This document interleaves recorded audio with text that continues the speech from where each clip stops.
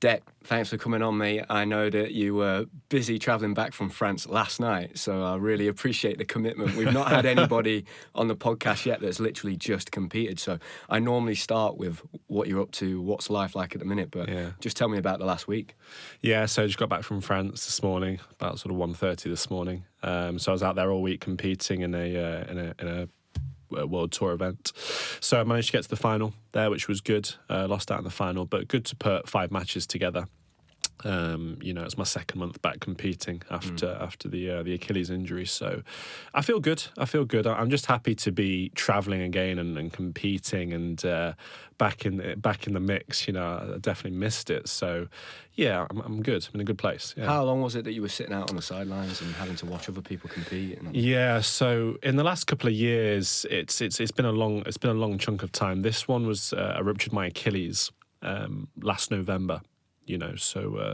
Sort of 13 months ago. I had the operation 10 days after the injury. It was about 11 months out until I started competing again at the end of October. So a long old time. And then in April of 22, I also tore my quad.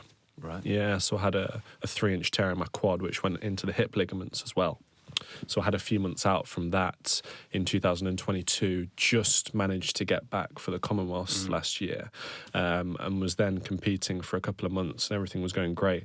And then the Achilles happened. So yeah, in the course of the last 2 years, it's been a lot of injury, a lot of time away from the sport, sort of career-threatening injuries as well, which is obviously concerning. Yeah.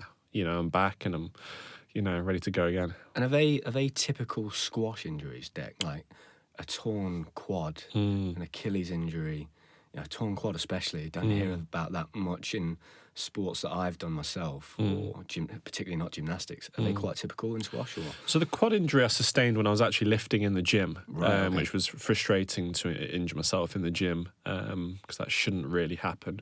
But squash is a massively quad-dominant sport, leg-dominant, the glutes, the quads, the hamstrings, they all take a huge battering, the hips as well. And as regards the Achilles, there are actually a number of squash players that have ruptured their Achilles. A couple of the ladies at the top of the game have done it and come back to the top after doing it, which has given me quite a lot of encouragement, really. But yeah, it's with the Achilles, you seem to see it in the explosive sports. I don't know if it happens in gymnastics, but I've certainly seen it in squash. You see it in basketball a little bit. Track and field, I think you see it in a little bit. But yeah, really explosive sports where there's kind of fast twitch movements going on. You do tend to see it, yeah. And when you ruptured your Achilles, Dec, was it the classic? Was it a full rupture? And was it the classic gunshot that people talk about, sound that people can hear? Or it's strange because mine, it didn't really make a loud sound, right? Okay. And it also wasn't all that painful, right? I remember clearly. I remember vividly how it felt. And I knew straight away what I'd done as well. As I went down like a sack of potatoes, and I knew exactly what happened straight away. But it wasn't that painful, and again, it wasn't particularly loud. So it's a very strange feeling, but in a way, it helps when you know straight away. I mean, as you will know, we pick up niggles and minor injuries all the time, and it's the not knowing. How bad is it? How long am I going to be out for? That can often be the worst thing because you're waiting for that diagnosis. You're going to the physios and maybe sometimes they can't figure it out straight away. Yeah. But with an injury that serious, within a few seconds, I've ruptured my Achilles. The recovery time is going to be 9 to 12 months. That's just how it is. You can't rush Achilles recoveries. And so it just left me at peace with it very quickly because I knew what the damage was. So it's kind of like, well, there's nothing I can do about that now. So it's like, what's the journey and the process to get back? Yeah, a really methodical way of looking at it. That was always one of the ones that scared me the most when I was competing in gymnastics. It was an ACL tear or an Achilles, because the Achilles is quite common, and often in gymnastics it happens on the floor. So you were right, explosiveness. Right, okay. Yeah. And it sounds like the floor snaps. Really? So it sounds like there's a lot of wooden boards in the floor. Because they're really springy in gymnastics, They are right? springy, yeah. So you have springs, foam and boards, wooden boards. It's a combination of those three. Yeah. And it sounds like a board snaps. And then you often see them reach down for their Achilles. And you feel like you've been hit in the back of the leg, right? You see the panic. Yeah. And that's what it often is. But Let's go back, Deck, to the very beginning. One of my friends once, we had a conversation, he was a gymnast as well, and he said, do you know how lucky we were that we were born so close to one of the best gymnastics clubs in the country, and then one of the best gymnastics coaches in the world came to live in Nottingham, and we were able to train with him, and then I had my parents that were very supportive of my career. When you look back at when you first got into squash, what were some of the stars that kind of aligned in your story when it comes to you starting in squash? Yeah, there's definitely a few. I'm a big sort of believer in what you've just said about things having to come together. The park in Nottingham, which is 10 minutes away from where we are now, is or has been one of the best squash clubs in the country. One of the biggest facilities, and when I was growing up, I started playing at the age of 6. I actually started at a leisure centre, a Friesland leisure centre, sort of between Nottingham and Derby. Right. So my uncle sort of took me on court with one of those junior rackets that's like that long, and just sort of said, here you go. And so my cousins, who are all 5 years older than me, they played, and my brother played a little bit. So definitely that family influence was the start, but then also 20 minutes away I had one of the biggest squash clubs in the country at that time, and also at that time you had a lot of the world's best players playing out of that club. Oh really? Players in the top 10 in the world. So from the age of about 10 or 11, I was a member down there and got to go down there a couple of times a week. So I was exposed to what that level of squash looked like, and these guys that I looked up to who were there, the ones at the top of the game, the guys that are a few years older than me in the juniors who were playing at a good level. I was exposed to really good squash. And I think the support from my parents was another one of those things that aligned, because they just supported me tremendously with playing squash at the start. In those early years, it was going down to the leisure centre once or twice a week, and then it got to the point where I was kind of nagging, can we go to squash, and it just sort of snowballed from there, and started playing sort of junior tournaments at 9 years old, and then you start travelling up and down the country, and then you go to a tournament in Europe and all that kind of stuff. So yeah, it definitely spiraled from there, but for sure, there were a lot of things that aligned. I was taught at home as well. Right, okay. I was homeschooled for no particular reason, but that also allowed me to, be able to put a lot of time in outside of that into squash and have a little bit more flexibility. So yeah, in those early years, there were definitely a number of things: location, family, support, that all aligned, which allowed me, and then also just a massive passion for it. Because I didn't go to school and I was homeschooled, I wasn't playing 5 sports as a kid. I think a lot of kids in at least in our country, they play cricket and football and track and field, whatever it is. They do a lot. They're exposed to a lot of sports at school, right? And so you might get a 10-year-old that's playing 2 or 3 sports and is pretty good at a couple of them, and maybe has to decide, or maybe doesn't want to. For me, it was only squash that I had been exposed to, and I happened to be reasonably good at it from a young age. So yeah, there were definitely a number of things that aligned, that allowed me to go down that path. Yeah. And when I think about squash, Deck, it's not a popular sport amongst young people, right? And we're actually, interestingly, the village that I live in, where we are right now, there is a squash club. And so I knew about squash just because my grandma and my uncle played squash, and they went to that squash club. But imagine if you're not born around a squash club, when are you ever going to try and play squash? At school, it's not one of the sports that you would practice. So it's interesting that you say that.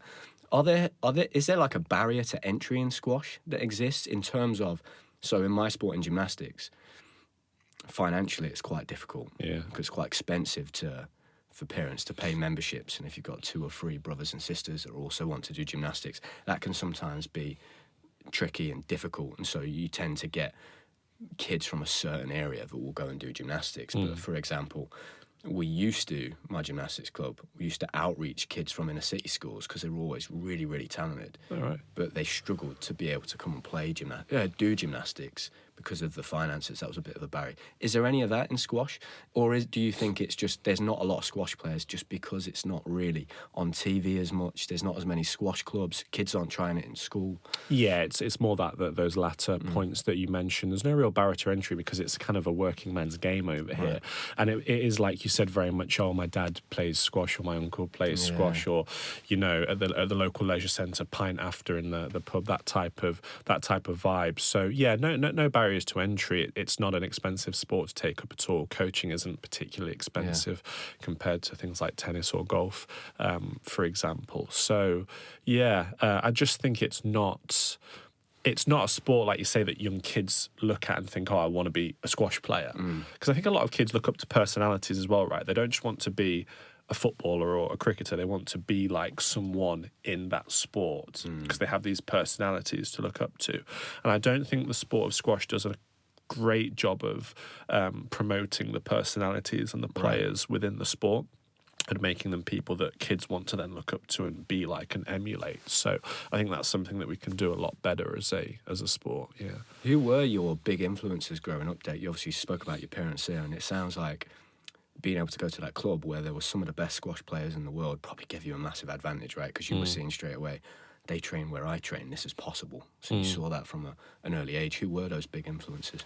I mean, certainly in England, the two guys were James Willstrop and Nick Matthew, who were two legends of the game, both world number ones. Nick was multiple world champion and Commonwealth gold medalist, as was James. And I am in the unbelievably fortunate position that James went on to become, or has become, my doubles partner. Right. And I was watching him on TV in the Commonwealth Games from the age of, let's say, 14, 15. Wow. He was like, James is about 10, 11 years older than me. So he was playing for a long time before I was at the very top of the game. So I was watching him on TV and just sort of idolizing this guy, thinking, oh my word, the way that he plays the game, he was like a hero of mine. And then I was in the incredible position in 2017 going into the Gold Coast in 2018 that I actually got to play doubles with him, which was unbelievable. And with Nick, he became my coach. So he retired, and then he started to do a bit of work with England Squash, our governing body, and I sort of just reached out to him, and he was he was happy to coach me. So and there's another guy, Amish Shabana, who's an Egyptian legend, 4-time world champion in the sport, who I also looked up to, but I don't know him on a personal level. So locally, the two guys that I looked up to, I've ended up having really close relationships with both. So again, and we're talking about those stars aligning, it was just another thing that massively helped me. I've been incredibly fortunate in my career with the way that certain things have happened, because it's funny how things happen, isn't it, like that? Yeah, it is. And you talked about straight away. Then I'm thinking of the phrase that your idols become your rivals, right? But, your idols become your tennis partner. Yeah. What an incredible thing. Did you have, when you first started playing with them, did you have those pinch me moments? Like, you're thinking back to when you were a kid and now I'm playing with this guy and we're on the same team. Yeah, massively. Because when I was growing up through the juniors, we would get invited to kind of some of the England senior training squads when we were at a good enough level to be able to be on court with them. Maybe 16, 17 years old. If we were good enough, we'd get a bit of a chance to drop into a couple of the senior squads. And at that time, I remember seeing these guys and being quite sort of, starstruck, sort of intimidated by, wow, because these are the guys that look up to, they're at the top of the game, and, you're kind of there on the squad with them, you're on court with them, you don't want to mess it up, you want to just be like a good enough, spar for them, so to speak. So that was crazy, yeah. And then when the Gold Coast Games started to come around, and the potential was going to be there to get a spot in the doubles, I was kind of just angry. I was desperate to get a chance just to play with James in practice, because what we do before the Commonwealth is a couple of years before we'll start doing doubles specific training, because it's only the real time that we play in the doubles.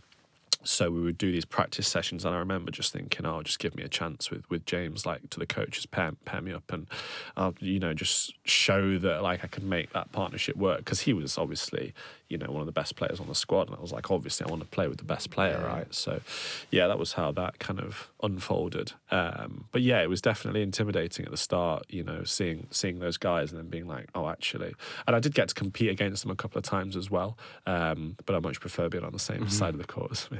At what point, Dec, like in your career, did your life start to revolve around squash? Because it sounds like you started playing at 6, pretty young. Yeah. A lot of sports people aren't starting until they're teenagers. Yeah. It sounds as well because of the homeschooling situation that you had. Maybe you were able to train more than other people. Yeah. At what point do you really look back and go, right, at that point, it all became about squash?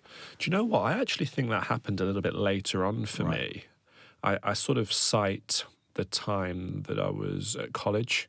Okay. I studied business at college in Nottingham for a couple of years after school. I was around 16, 17. And it was about that time that I started to think about playing squash professionally. Right. And that was probably just through a confidence thing or a lack thereof, maybe, because I when I do things, I like to do them at 100%. And I only wanted to go and be a professional squash player if I thought I could be good enough to get to a level that I'd be happy with. I didn't want to go into squash just to be kind of a journeyman. I've got the utmost respect for any of these professional players. But for me personally, I wanted to get to a level that I'd be happy with, and I just wouldn't have even gone into it in the start if I didn't think I could.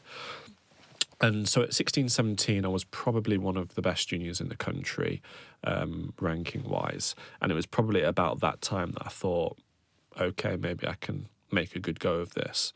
I've never sort of understood, the people that kind of say, "Oh, I was born to do this sport, I was born to do that," or I just knew from the age of 6 that I was going to be a champion. Because it's like, well, how can you possibly know that at such a young age? For me personally, I couldn't understand that. So it took quite a few years on the junior circuit and growing up and maturing to make that decision.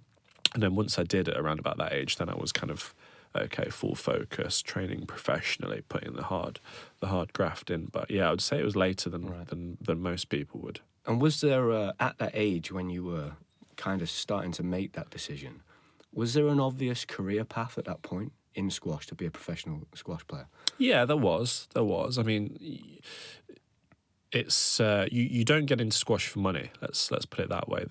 There isn't that much money in squash in relativity to how hard the guys work and how athletic they are and how skilled they are. Squash players are incredibly tough cookies. They're very fit, very skillful. It's a brutal sport on the body. And yeah, the sort of reward isn't there in relation to how hard you have to work for it. But with that being said, you can support yourself. You can support yourself through the playing league matches for different clubs, through prize money, through sponsorships if you're fortunate enough to get partners that come on board with you. So yeah, the path was there, but let's just say you're not going into it for the money. You're not going to be retiring from work at the end of a squash career. It's just going to, but it is going to be a career that's incredibly rewarding in other ways, getting to see a lot of the world and getting to meet unbelievable people and just having a generally interesting life. I feel very fortunate that I don't have to just work the same kind of office 9 to 5, wait for the weekend scenario that, a lot of people are maybe frustrated by. Getting to be an athlete and travel the world is, money aside, is an incredibly fortunate sort of vocation, and that's not lost on me at all. Do you know when you look back, Dec, at that time, you talked about the training being very, very hard. What was training looking like at that point? When you're 16, 17, what's the typical training day of a professional squash player? I remember when I was about 18, 19, not being physically strong enough for the demands of professional squash. I was a good junior, but when you're a good junior, you often get away with a lot because you're quite skillful or talented or whatever you want to say. And when you go into the seniors, it's a completely different game because you're coming up against men who are very strong. And, you know, the physicality is just, it's like I said, it's brutal. And it makes you realise how hard you actually have to work. And I remember, you know, playing my first couple of years on tour and it being obvious that I just wasn't physically strong enough, that I needed to work a lot harder.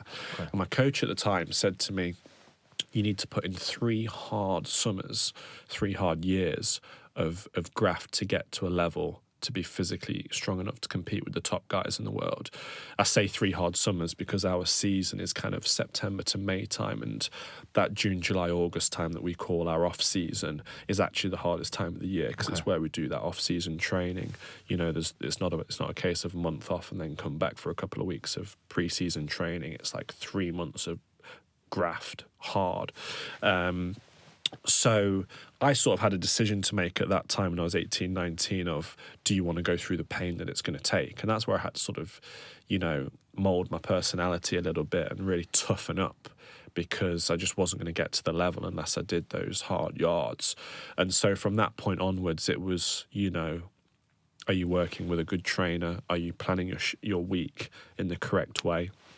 And really you need to be at sort of 2 sessions a day, 6 days a week for the most part. I would have Sundays off, and 2 or 3 times in the week you need to be, we call it going to the well, which is a sort of a saying in squash whereby you basically just emptying yourself in a training session, doing a reduction session where you're basically just on the floor in a mess after, and that might be ghosting movements on the court, which is basically where you're imitating a squash rally without the racket. So you're basically running around the different corners of the court pretending to hit a shot, but you've got no racket in your hand. You probably look a bit stupid to people that don't know what squash is, but it's a really tough exercise to do. Or for me, the treadmill sessions, I still do hate the treadmill, so there's a lot of that in there. Some of the bike sessions, really hard interval training, you know, 3 minutes on, 90 seconds off, that type of stuff is what I sort of based a lot of my training around. And, you know, so you'd be doing sort of 2 to 3 sessions going to the well a week. You'd be playing 2 or 3 practice matches, and then a lot of technical sessions as well. Solo practice where you're just practicing on your own, and a couple of strength and conditioning weights sessions in the gym where you're doing heavy lifting. And then alongside that, you've got to get your recovery bits in, your stretching, your rolling, your physio. It's tough. Listen, if you're training properly at that top level, like all sports, you know as well as I do, it's you have to put yourself in some dark places to be able to get to a point, and that isn't a guarantee to success. By the way, that's the barrier to entry. I've always said that. Just to get yourself a seat at the table, you have to be going in some dark places physically. From there, you might have a chance to do something. It doesn't mean you're going to achieve. It just means you've got half of a chance. Yeah. If you don't do that, don't even bother showing up, you know. And it's clear to see with the players that are prepared to go and put themselves in a hole, they achieve more over the course of their career because they're prepared to go to those dark places. If you don't do that, there's just no point showing up. You know, it's interesting you talking about that the guy that you grew up watching, James Willstrop. Yeah. So he was how many years older than you? About 10. 10, and so he's putting himself through all of this. He was doing that when he was your age, and so he's competing with you now. Commonwealth Games, you just won a gold medal. So he's 10, 11 years older than you. Yeah. Like, is there any? Do squash players show much wear and tear over? Because that is a long period of time to be doing that kind of a training schedule. Sounds brutal to be doing that year in, year out. And I'm guessing that summer period is really where you're building the foundations then for the season, then you're back to it again the next year. It's kind of a conveyor belt that never stops, right? It will taper off towards the latter parts of your career. Yeah, you won't be doing quite the same volume. You'll be still looking for the same quality, but it'll be a little bit less. You won't be doing, you know, twice a day, every day, 6 days a week at 35 years of age, for example. Right. James had a hip operation. He's had several injuries. Nick, my coach, he had a shoulder operation, was out for a year. He's had knee operations.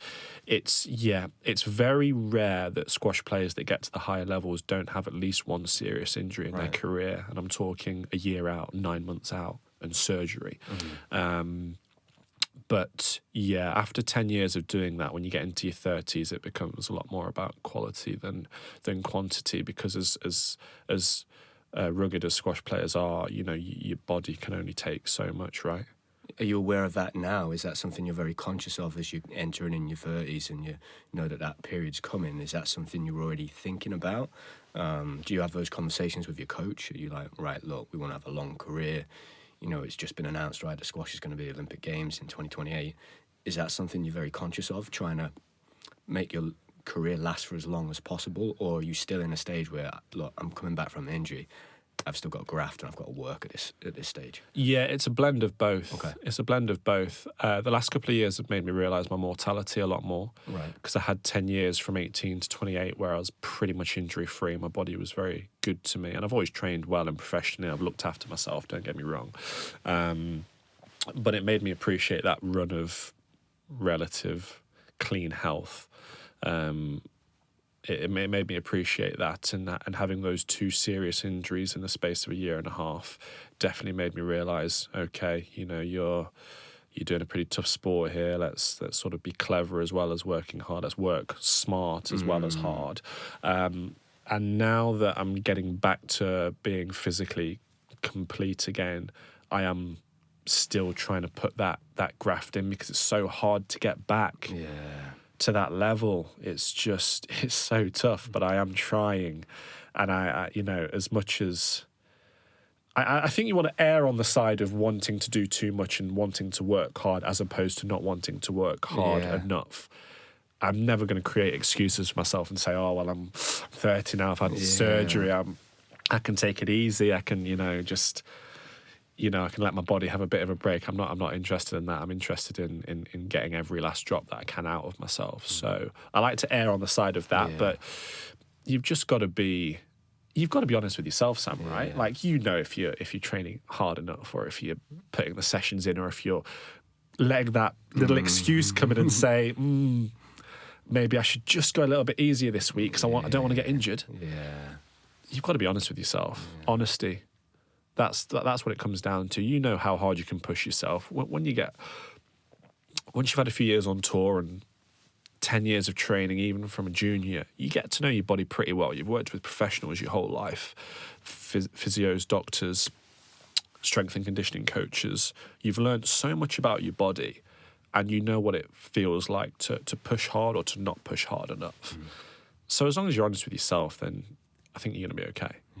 Where does the deck, we've had a chat before and you told me that Team England is kind of where all the best squash players, that's the system that exists within squash. It's Team England, whereas, Olympic sports, it's Team GB. That might be changing now, I don't know, I'm sure you could tell me. Yeah. When you talk about having a strength and conditioning coach, physios, doctors, is that something you're setting up yourself? You're self-funding that team around you? Or are you getting funding from Team England to help you do that? And is it people that work for, I don't know, maybe the EIS or Team England themselves? Yeah, so it's a bit of both. Okay. So with Nick, my coach, that's like a personal arrangement. The one-to-one coaches are quite an individual setup, Right. but all of the healthcare aspects, so the physiotherapy, the healthcare, the medical, that's all within England squash through the EIS. Yeah, right. So they have a partnership. Okay. Incredibly fortunate to have that, because I've got an unbelievable strength and conditioning coach. I've had great physios. My surgeon and the team who looked after me through my operation were world class.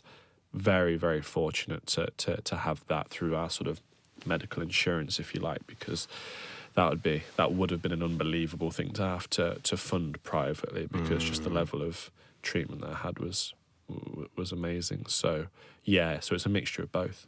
What was your first, would you say, looking back, was your first big result when it came to yourself individually outside of playing doubles?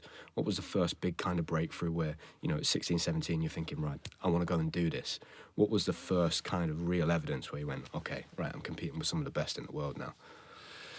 I mean, when I was in that period of 18 to 23, 24, my first sort of 4 or 5 years on tour, I won quite a lot of lower level titles. I probably picked up 10 titles or so in those first few years. and got into sort of that top 50 in the world. I remember getting into the top 100 in the world and thinking that's a decent level. Because when I was a junior growing up, I looked at those players around 100 in the world and I thought, wow, like they're serious players. I wonder if I can ever get to that level. Yeah. And then I got to that level and I thought, okay, what's next? And then it's like, well, can I get into the top 50? Can I get into the top 20? And then I managed to achieve those sort of targets. And then after the Commonwealths in the Gold Coast in 2018, I won my biggest title that I'd won over in France again, and I actually played James in the final. That's one of the few times that we've played. So that was a nice moment in terms of I'd have probably been happy winning or losing that match, to be quite honest, because we played a real high-quality match in an unbelievable venue.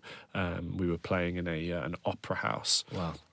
Over in Nantes in France, one of the best tournaments on the tour. They use a different venue every year, but the crowd was just, the French crowd are unbelievable. I don't know what it is, but they're just so intense and passionate. And yeah, so that was so the biggest title that I've won on a singles basis was that one. So that was a cool moment as well.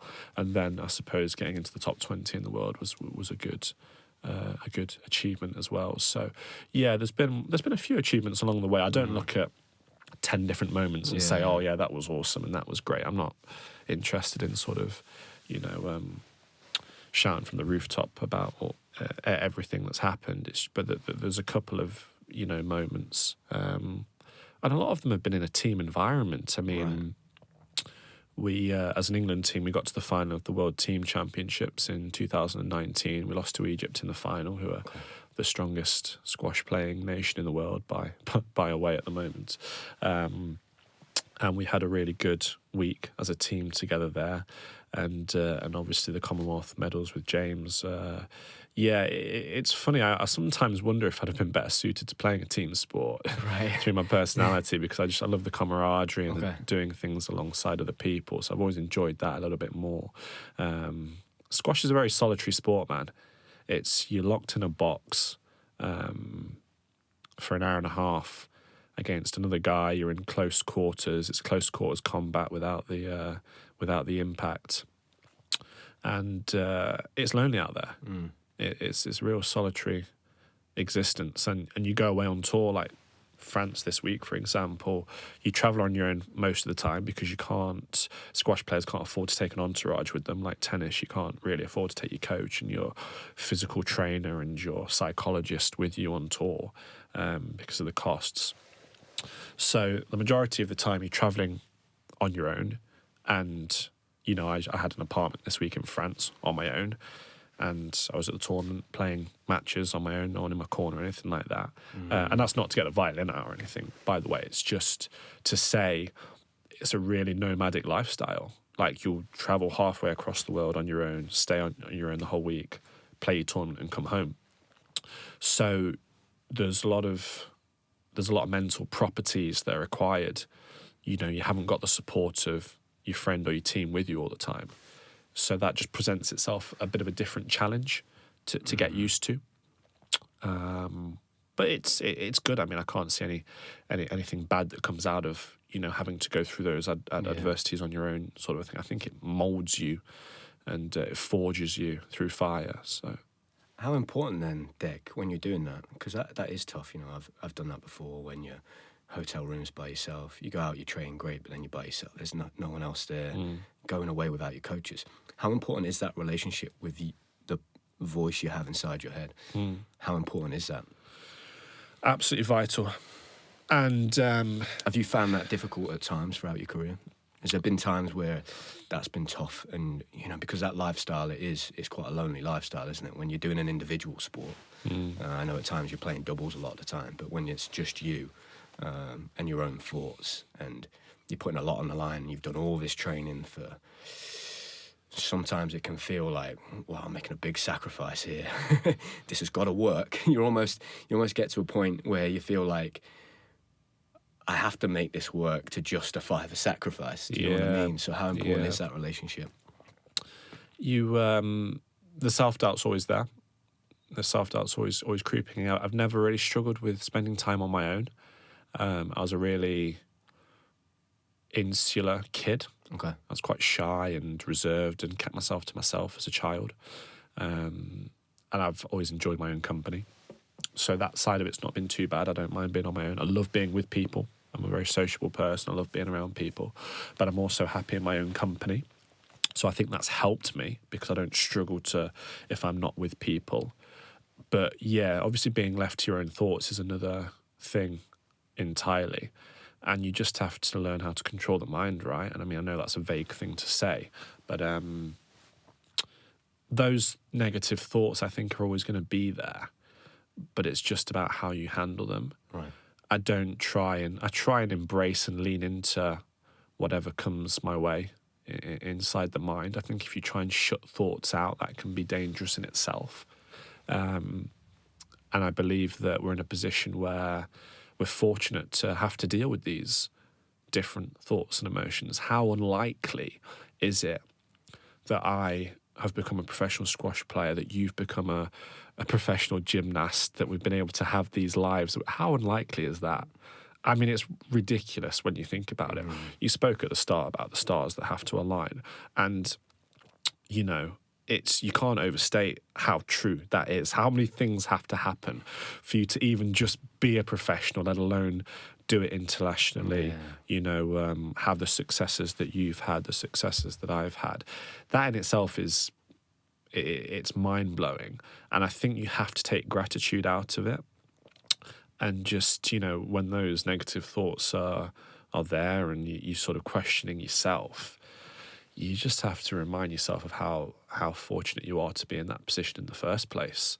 It's like, well, would you rather just never have been in that position and never had to question yourself or have a chance to achieve something and just leave a really mundane life? Like, would you rather be in that position? I think when all is said and done, probably not. So, yeah, I try and lean in towards being grateful for the situations that I've been in. It takes me back to the injury as well, because the thing that I got asked probably the most post-injury was, how did you cope mentally? Because everything's about mental health now, isn't it? Like, everything's about how do you feel? How do you feel? It's like this snowflake generation when how you feel is the only thing that is important. And it's like, I just don't look at the world that way. And so people said to me, how did you feel mentally? Like, were you in a dark place? Were you in a dark place after the, and I said, and this is like the honest truth. I didn't allow negative emotion to enter my mind for 1 second. For 1 second. In fact, it made me grateful. I took gratitude out of the injury because I looked at the end of that year of 2022, and if you'd have said to me, you're going to get a gold medal in the Commonwealth Games alongside your childhood hero, but you're going to be out of the year a couple of months later, you're going to have had the injury beforehand, you're going to have competed for about 3 months in total in the whole year, but you're going to achieve that, I would have signed up for it every day of the week. Maybe my mindset would have been different if we didn't have that bit of success in Birmingham. But I was kind of sat there at Christmas time last year, sort of in my apartment with the cast on my leg, and I was just incredibly grateful for the situation that I'd been in, because it's like, well, wow, that really just sort of puts a light on the things that we have managed to achieve, and yeah, there's going to be a long road ahead to get back, but what a position you've been in and how fortunate you've been to live and lead the life that you have. So there are many people in the world that are going through a lot bigger problems than having a surgery for an injury because you get to play sports professionally for a living. I mean, it's ridiculous to just say it like that. So absolutely no interest in sitting at home with self-pity or feeling sorry for myself or why has this happened to me or I didn't deserve this. It's like, you don't deserve anything in life. You work hard at everything that you do and maybe good things will happen. Life is, without sounding sort of, or dark and depressed, life is suffering for the most part. And that's just the way it is. You work hard for things, you suffer a little bit, then you get a bit of reward maybe, and then you keep working hard. But I was listening to, I was watching Dave Goggins last night. He put up a new reel on Instagram. I love that guy, man. I love the reels. And last night he said, suffering has no expiration date. Yeah. And I watched this reel a couple of times on loop, and I was like, wow, that's like, I don't know, I just found it really profound. He was like, Yeah. suffering has no expiration date. You know, when the failures come, you've got to keep getting up time and time again. And that's just the circle of life. That's how it is. You've got to keep working hard, keep getting back up, keep going again. And then there's going to be some more suffering, and then you've got to keep working. And that's the way that I choose to look at life, for better or for worse. It's not, you know, there's other opinions are available, but that's just the way that I look at things. And it allows me to rationalize, I think, when things go well, try and stay level-headed. And when things don't go well, try and stay level-headed. It's like Anthony Joshua always said about never let success get to your head or failure get to your heart. That's another quote that I've always that always clicked with me. And so I remember when the injury happened that night, I was on court playing a match, and a couple of people messaged me after who were at that particular match, and they were like, "Oh man, I can't believe what your attitude was like when you got injured. Like, you were just so stoic about it, and almost like you didn't bat an eyelid. You know, you didn't cry, you didn't get angry or upset." And I was like, well, you know, why would I? You know, why am I going to allow that negative emotion to come into the mind? What good is that going to do? How is that going to serve me? There's absolutely nothing that I can do about the situation that I'm in now except try and recover. You know, that's happened. So the negative emotion is going to not serve me well at all. So yeah. It's amazing just listening to all of that, mate, because I resonated with so much of it. And I do think that when I got towards the end of my career, particularly the last 2 years, I'd made that switch, and kind of like the switch that sounds like you've already got in your head of, I'm just very grateful. Like, this is so ridiculous. I'm getting paid to do complicated cartwheels. This is just like, it's amazing that I'm able to do this. And towards the end then, when I would go in to train, and that negative, kind of almost that voice in my head that wanted to position myself as the victim, I'd laugh at him and go, what are you talking about? No one's making you be here. Like, you can leave right now, but you're choosing to be here. Don't complain, you know. And it took me a long time to get to that point. And it sounds like you speak very well, and you're quite mentally mature. Do you think it's an advantage in squash that it sounds like your careers last for a lot longer than a lot of other sports? So you're able to mature more as your career's going on, and almost see things slightly differently? Because I do think that gratitude is probably the one thing that I know we're going to talk a little bit more that I'll come away with today is really, like, I've resonated with that. It's just that gratitude and not making the mistake of jumping to, why has this happened to me? Why have I got injured? Poor me. Because as soon as you make yourself the victim, right, you take away the power. You then don't have the control to sort it out. Once you realise, right, there's things that I can do to get myself out of the position that I'm in, you then give yourself that power back. It's without going all political, it's the reason I've got such a problem with like woke culture and woke mentality, because it's this idea of victimhood, and I feel offended and I feel oppressed, and this thing that's bad has happened to me. And I just don't subscribe to it. I mean, I'm not sure if you've read a book by Viktor Frankl called Man's Search for Meaning. I recommend everyone read it. It sort of changed the way that I look at life. And he spoke there words to the effect of, everything can be taken from a man except the last of the true freedoms, the freedom to choose one's attitude in any given set of circumstances, to choose one's own way. So he's basically saying that whatever happens to you in life, you can't control everything, but you can control your attitude to what happens and how you react. And that's kind of, for me, the last true freedom, because it's like, well, bad things may happen. I may get injured. You know, something bad may happen personally. I might go through a tough time. You can't control that. But how you react in your mind and how you respond and forge a path forward, that is how you can, you know, remain free. And so my perspective has definitely changed from when I started as an 18-year-old playing professional squash. Back then, it was very much about results are everything. And there is still an element of that, because we're in a results-based business. I'm a realist. I'm a realistic person. I know that achievements matter and results do matter. But they matter in terms of how much can you get out of yourself? Can you leave it all out there? They don't matter in terms of what are other people going to think of me? And that's something that I struggled with when I was younger because I wasn't all that confident. Okay. And I lacked a lot of self-belief. And I still have those doubts to this day, by the way, but I'm a little bit better at dealing with them.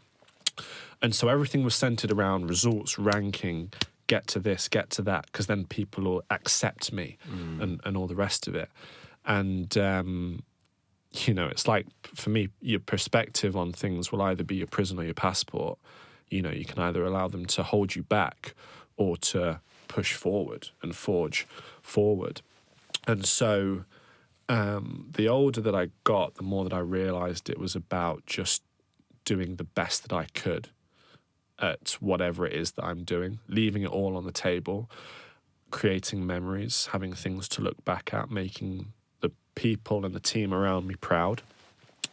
And in a way, I think that can be quite freeing when you do that. And you have to put pressure on yourself because pressure is a privilege. So you need to embrace that, but ideally not to a point where it has a negative effect on performance. I think a bit of pressure is good. I think a bit of pressure is really good, but just the right amount so that you still have a perspective on things. Yeah. How easy is it you to transition into playing doubles? It's a very different game. Right. It's a very different game. As I say, we only really play it at the Commonwealth, so every 4 years, and they have a World Doubles Championships as well. It's mentally It's mentally very draining. The court is at least 30% wider. Right. The tin, which is the part of the front wall that the ball has to go above, is a lot lower. Okay. So the shots stay a lot shorter up the court. And the angles are completely different as well. There's a lot of play down the middle of the court, whereas in single squash, you want to get the ball onto the side walls, nice and tight, as we'd call it. In doubles, there's a lot of angles around the middle, and it's very fast fire. So yeah, if you can be a great singles player. If you've never played doubles before and you play doubles for the first time, you're probably going to be a bit all over the shop. So you do need quite a bit of practice, which is what we've done consistently, since I've started on the Commonwealth journey. There's been a lot of attention to detail in the practice, a lot of watching videos and specific drills and stuff. So, yeah, it's mentally taxing. It's not physically taxing because you've got 4 people on a court, so you're covering half the amount of space that you normally would. And because of how intense the singles is, the doubles is physically quite comfortable by comparison. But if you play a doubles match, and the tough doubles matches are again an hour and a half, you'll come off at the end of it and you'll just the brain fog will be immense. I wrote a blog after the 2018 Commonwealth Games, which was my first experience. We lost in the semi-final to our teammates, and we had 3 match balls. So that was a real heartbreaking experience for me. One of the toughest moments of my career, really heartbreaking. And then we bounced back the next day and we won the bronze. And I wrote a piece after that about the emotions, and I think it was called something like the thrill of victory and the agony of defeat. Because the variety of emotions that I experienced in 24 hours was just wild. I mean, I remember playing this 90-minute semi-final marathon against our teammates, losing after having match balls, and just thinking that the world was falling down. It was like the end of the world. And I went back. The match was in the afternoon. I remember this vividly. The match was in the afternoon. I went back to the athletes' village after. It was about 3-4 o'clock in the afternoon. I just went straight to bed. And I was asleep for about 3 hours. And not from the physical, because mentally it had taken so much out of me. I mean, I'm a good sleeper. All my friends it's a bit of a running joke that I love a sleep. And but I mean, that's just mentally how taxing it was. And I remember just going through that and then waking up the next day and thinking, I've got to do it all over again and drag yourself back out there. But that kind of sums up for me what squash is. It's kind of chess on legs. It's a bit of a mental war, yeah. And I'm guessing there's no one that just plays doubles? No. So no, you singles and then occasionally you'll play doubles just at the Commonwealth Games? Yeah.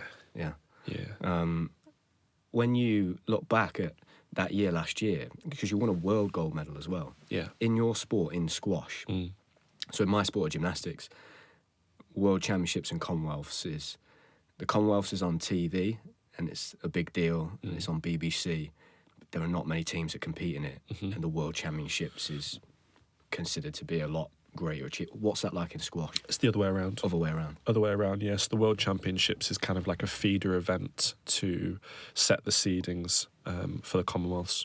It doesn't quite have the history. It's not been going on for as long, so it doesn't have the prestige. I mean, a world title is a world title. Don't get me wrong; it's great and everything, but it's not. Yeah, it's not something you'd rest your hat on as an achievement. The Commonwealths for us is, I mean, still a lot of the best playing countries, Egypt, France, aren't in the Commonwealth, so you have to take that into consideration. But for me personally, and what I want to achieve personally, there's nothing bigger. Yeah. Right. And just tell me a little bit, Dec, about, squash being put into the Olympic programme for LA. What does that mean for your sport? It can be groundbreaking if we use it in the correct way. The reason I say if is because we've made the habit in the past of not capitalising with the sport of squash. It's a great product. I don't think that the game itself doesn't need changing or tinkering with, but it needs promoting in a more commercially modern way. The way that you look at boxing and darts and what they're doing with the TV and the production and making it like an event to go to, a night out with your friends, with the work, whatever it is. Other sports do a much better job at promoting their sport to the masses than we do. Right. We need to do a better job at that. And I'm hoping that this Olympic inclusion allows us to do that. I'm hoping it brings in bigger companies and brands, because the Olympic status is it's a massive thing in itself, isn't it? It does allure big brands.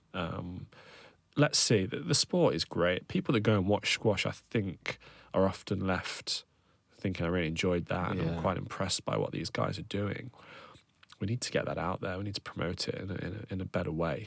But it can be groundbreaking for the sport, yeah. Does it mean that you're going to have a GB set up or not? Yeah, it will be. Right. We don't know what that looks like yet. It hasn't been decided, but it will be. And, England, Wales, Scotland all have world-leading players. So that's going to make the hunt for selection even more fierce than it is. I mean, England has a big depth of players, and I would imagine there's only going to be 2 or 3 from each country in the men's and the women's. It's only singles, as I understand so far. Right. So yeah, getting a selection is going to be brutally tough. But it's obviously something that I've got to aim for, because I didn't think it would come in my career, to be honest. I didn't think it would come. I'll be 35 then, so at the top end, but it's still possible to put out top level squash at 35. Has that become all of a sudden like a big goal for you? It's become a distant goal. Okay. It's not become the only thing. The goal for me of late has been health and getting back playing and injury-free and moving well. That's been the main goal, and still is, and will be for the next number of months. But yeah, it has become a distant goal. If there was a time where I thought about retiring at 34, 33, that's now certainly been put back, because you have to try, right? Like if I don't make it to LA, then I'm not gonna end my career with regret. But if I didn't try, maybe I would. Yeah. Now you've started playing again after your injury. How do you feel out on the court? I feel good, and I didn't underestimate how hard it would be. But the one thing that's just been brutally hard to get back is match intensity and practice. Okay. I'm not sure if you can relate to that in terms of the difference between your training routines and maybe doing it like a practice run for how you do a run in competition versus then doing it competitively. But I mean, I've done some tough work in the gym. I've gone back into some dark places that I've not explored for a couple of years. And as hard as I've trained, it still just doesn't prepare you for adrenaline, nerves, pressure, wanting something, right? It's like, why is it so different when all of a sudden the lights are on and the ref calls the score and there's something on the line?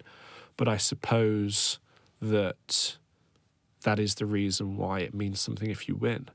Like if you didn't feel nerves and pressure and adrenaline, and you then achieved a tournament win or you won a good match, would it mean the same thing? I don't know. And it's very difficult to replicate that last part, that last piece of the puzzle when you're coming back from an injury, which is competing at a high level. You just can't do it in the gym training. You can't. It's a very different analogy, but like I was telling you before, I now play 7-a-side, and at the start of the season I tried to play 11-a-side, and I just came on for 20 minutes, and 5 minutes in I was looking around going, how have they played for 75 minutes at this intensity? It's just the speed, the aggression. I was like, wow, this is just a different level. There's levels to everything. It was the same in gymnastics. Like, I would come back, but even being fit enough to do the 2-hour warm-up before I went out to do the 4-hour competition and be mentally as switched on in the 6th hour as I was in the first minute, there's no way I can replicate that other than competing again and just getting out there and playing. So I'm guessing that's your plan, is to just get out, play, and build that back up again. Absolutely, yeah. I've played 4 tournaments now since last month. In the comeback, I am flying out to Qatar on Friday for the last one of the year. So yeah, to get 5 events in at the end of the year is a good achievement for me. To play 5 matches last week in France was a good achievement. So hoping that there's a lot more to come, and yeah, just enjoying having that enthusiasm. It's giving me that enthusiasm back and that keenness back, the attention to detail and the raring to get to training, not just going through the motions at times. The real, I'm buzzing to be back and buzzing to be here and traveling and staying in one place for a year. Kind of really made me realize how much I love traveling and being around. As much of a nomadic lifestyle as it is, it kind of made me grateful for the fact that we get to move around and get back to doing what we do so much and being a squash player again. So obviously so many people have been saying, oh, how's it going, when are you going to be back, and how's the squash? And to be honest, it makes me think on a slightly different topic. Something that I wanted to ask you about was like identity. And you might have a better perspective of this now that you're post career than I do, but it's not something that I struggle with. But I've always wondered why people will sort of label you as the Sam the gymnast, the squash player. If friends introduce you to their friends, it's like, oh, you're the squash player.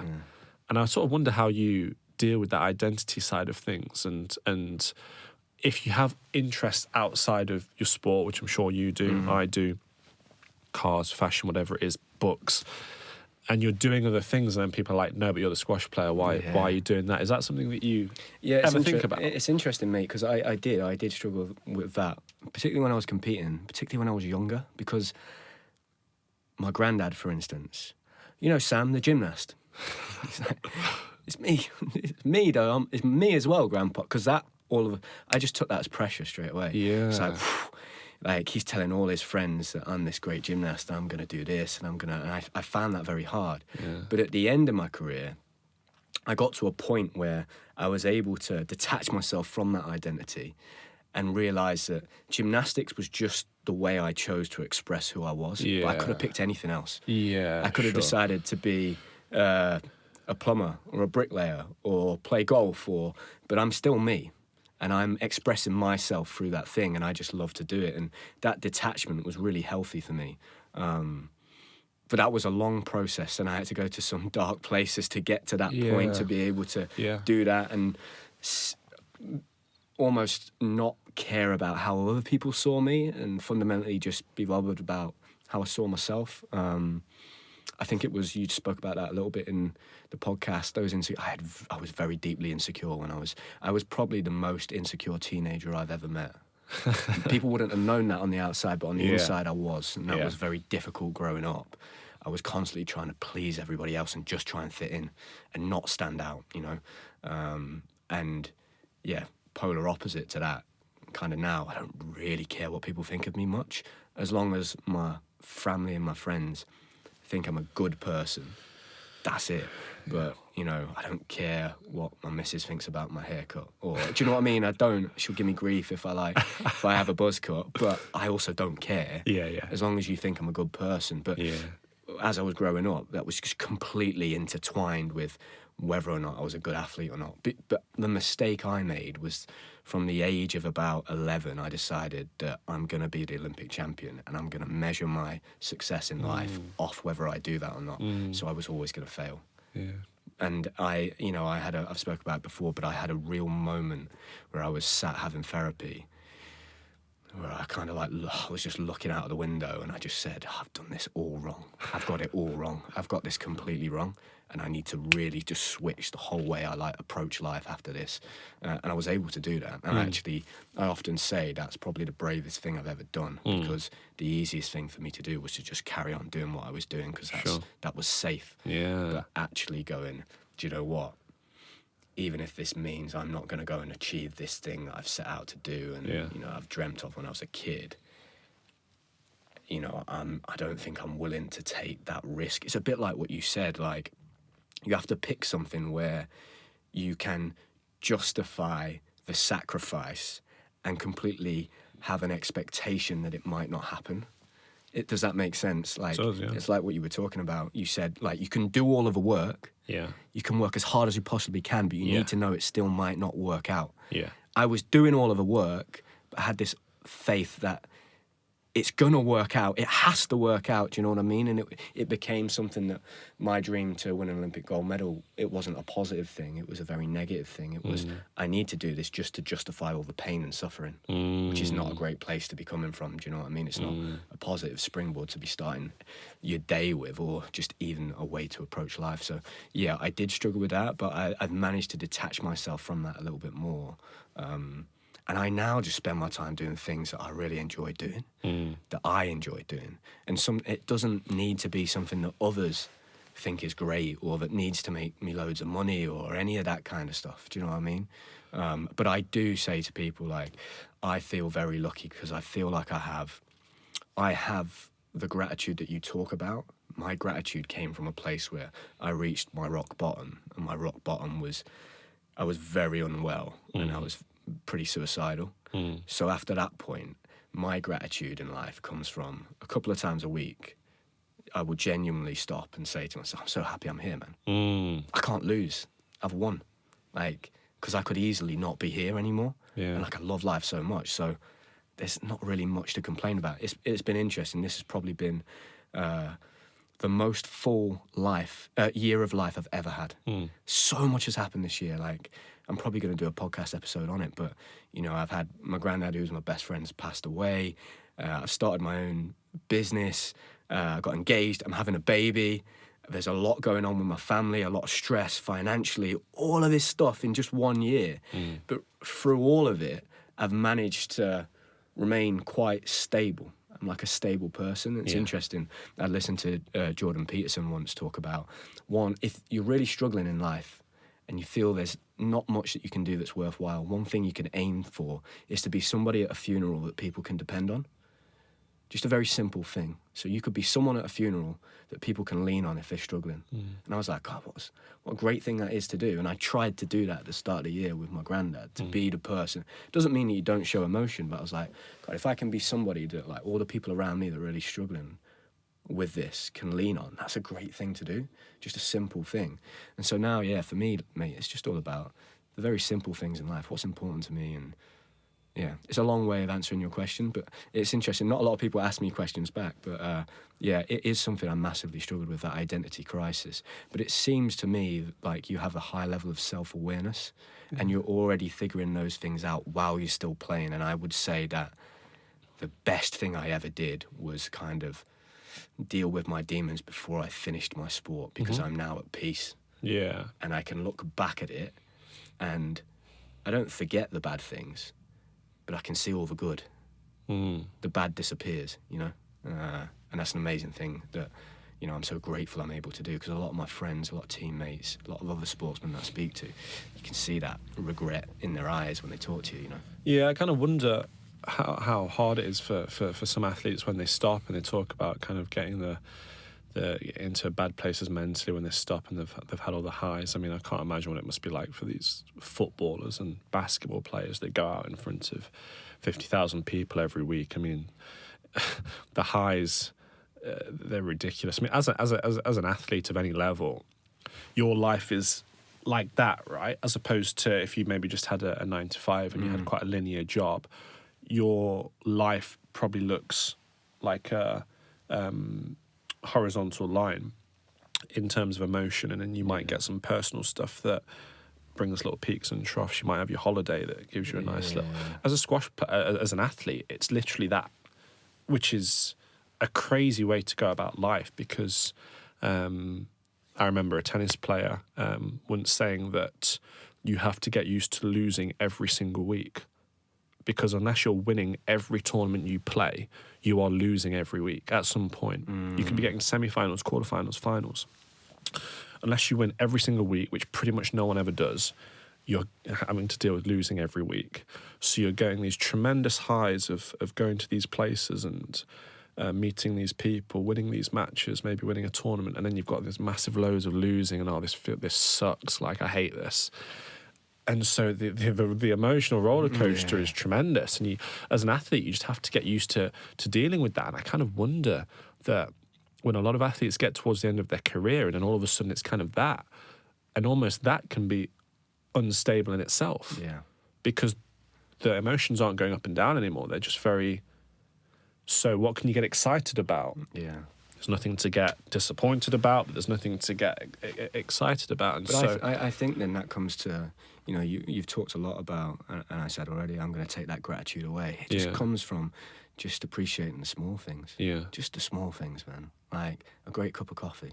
Amazing. Yeah. I think that's one thing that my fiance loves about me the most. I get so excited over the small things. Yeah. Like I really like, wow, how great is this cup of coffee? And she's like, what? And I'm like, it tastes amazing. Like, this is brilliant. Yeah. It's like the best part of my day. Like, it comes back to not letting the highs get to you and not letting the lows get to you. Yeah. You know, and it's the same with other people's opinions. You know, whether someone thinks you're the best thing since sliced bread or that you're a piece of shit, just level. Yeah. It's yourself, what do you think of yourself? Yeah. You know, and I think you're well equipped, mate, to deal with that time when it comes. It's great that, you know, I now, it's interesting, right? A lot of athletes do turn to gambling, drink, drugs. They make a comeback because they miss that high. Sure. You have to fill that gap. You know, for me, it's now about, like, I exhausted gymnastics. And that doesn't mean that I got to the very highest level. I didn't, you know. I never went and won an Olympic gold medal.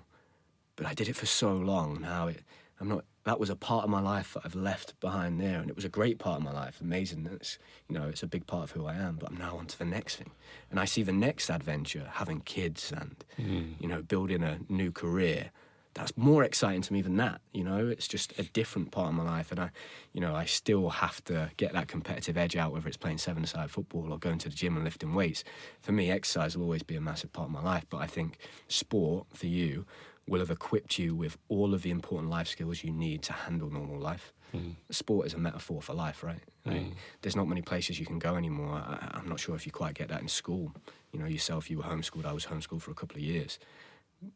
You can learn all the things you need to learn about life through sport, and you can meet all the different types of people you're going to come across in life in sport. And actually, I think a lot of sports people are well equipped to adapt.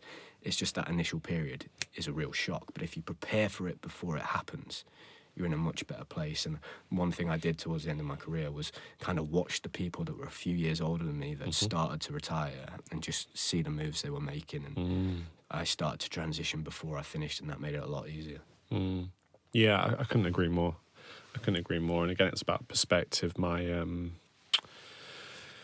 sister-in-law is a psychologist, and she always told me, you know, what are you going to do after squash, and have you thought about, you know, what you're going to look like as a person? And I think having that knowledge sort of equipped me to just think about it and set the wheels in motion and have that self-awareness that you're not going to be a squash player forever, but it's also not who you are as a person. It's not your identity. You are Dec, the uncle, the brother, the son, the friend, not the Dec, the squash player. And I think that really helped me just to put things into perspective in a better light and make me realise that I always like to say to people, there is in the squash world, there's more to life than squash. Yeah. If I see people like my training partners or people I'm sort of friendly with, if I see they're down about something or they've had a bad week on tour, I sort of say, more to life than squash, mate. Yeah. Not in a sarcastic way or a sort of begrudging way. It's like,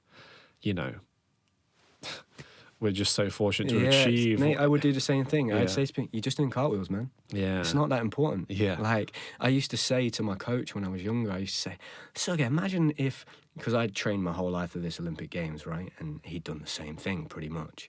And he was now vicariously living that dream through me. I said, what happens if World War III breaks out tomorrow and the Olympic Games is just gone? I've trained my whole life for this one thing that doesn't even exist. Yeah. And it kind of happened with the pandemic, right? And it was a real good eye-opener, and you're right. And I think having that attitude, it doesn't mean that, you know, I got to a point where when I was in the gym and I was doing gymnastics at the end, it meant everything to me and I put all of it into it. Yeah. But it also didn't mean anything at the same time. It's like that paradox. I think if you can get to that point, Love that. brilliant, because you're there. At that point, you're on a different level to other people, because it really does. You know, I've had so many athletes on this podcast, and you know, physically, especially in a sport like yours, where you got a world ranking, I'd imagine on any day the top 10 might be able to beat each other, right? But it really comes down to here, like up there. That's the big difference, and I think that attitude, for me, it helps alleviate a lot of that pressure you pile onto yourself, and you can go out there and just play then, rather than thinking about outcomes and whatever it is and the pressure. And if I do this, you just go play, do your thing. I used to say to myself, the last thing I would say to myself, which was really weird because I did this for the last probably 5 or 6 years of my career, and then it became a quote on the new Top Gun film when I was watching it. But before I would be put up onto the high bar. High bar's high, right? 2.8 metres in the air. So my coach would lift me up, and the last thing I'd say to myself was, don't think, just do, because I'm a thinker. And it was just, don't think about it, just perform. Get out of your own head. That's what I was saying to myself. That would be the last thing I'd say. So yeah, if you're able to do that, just perform, don't think. I always perform my best at that moment. And I had those almost like out-of-body experiences where it was like autopilot, you know. You must have had it before where you've hit a shot and it almost feels like you didn't even hit it. Of course. It's like, you know, you catch the bar and I'm like, I can't even feel it. It was just, that's what I'd probably say on that. The way I relate to what you've just said there is like letting go. And I find that so hard to do. Like ceding control of what you're doing. And it's kind of like, some of the best performances that I've ever had have been where I've just sort of let it be. Yeah. Just let I go. think because you're in an individual sport, the temptation is to control. You want to control everything. You want to control every variable because you know no one else is going to care about this as much as I do. Exactly. So I don't trust anybody with... Yeah. But actually being able to step back and go, right, whether it's your coach, physio, you know more than me. Yeah. I'm going to listen and I'll do what you say. And that makes it much easier because you don't have the responsibility for every aspect. Your responsibility is to do what you're told to do, go out there and perform, and the rest is for everybody else. I think if I tried to be my own agent, nutritionist, physio, it's just too much. You can't do that. Like, no one can do that on their own. And even if you're in an individual sport, you cannot do it on your own. No. You need other people. No. Always be open to learning. Dec, just to finish off, mate, heading into a new year, what are your hopes for 2024? Honestly, a season without any breaks and injury, you know, through the pandemic scenario and 2022, I've not played a full season on the World Tour since 2019, 4 years ago, going to be 5 years. I just want to play a full season because I know that there's performances left in my career and there's achievements to be had. And I'm a very achievement motivated person. I don't care so much for now, at least, what people think or external reward. I care about what can I achieve and what can I look back on and be proud of and have memories. And I think there's a lot still in the tank. And I know that if I can get a full season, a full year of relative health, I'll be able to put my best foot forward.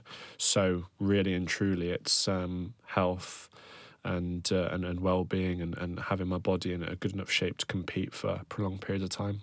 Brilliant, mate. Thank you very much. It's been a pleasure. Appreciate it.